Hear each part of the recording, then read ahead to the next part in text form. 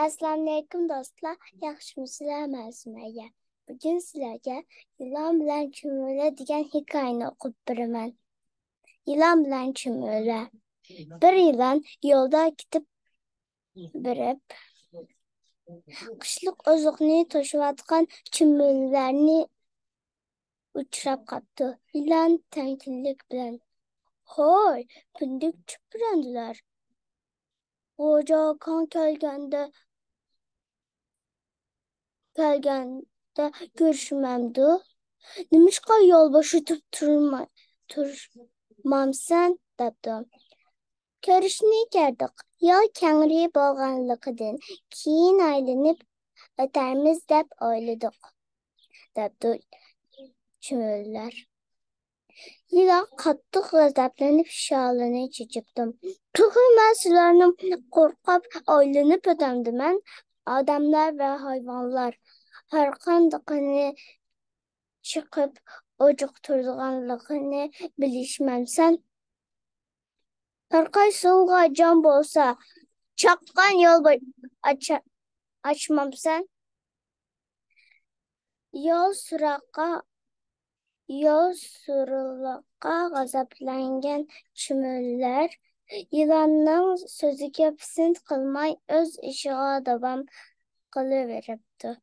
O'z nazarida rangi ko'ringan chumulalarni uni ko'zga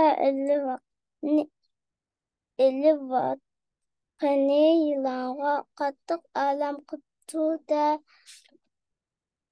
bir chumulani chiqib jiniga zamin bo'pti.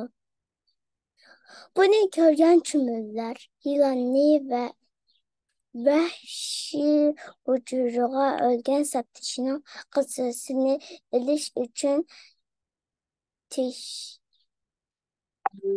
tushsin Yilonga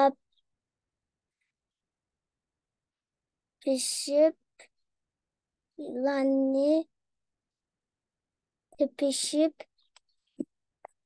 uni chiqishiga boshlabdi. Yilon chidolmay o'zini har tarafga tashlab boqdi. Qutulolmabdi. Angacha chumulalar uning ikki ko'zini o'yib mingsini titishga boshlabdi. Jon achchig'ida "Voy dod!" deb baqiribdi-da jon uzibdi. Emlashgan kuchining mashincha qadarlik ekanligini ko'rgan chumulalar o'z dushmanini yo'qotganligini qilg'in tantana qilishibdi. Xo'sh,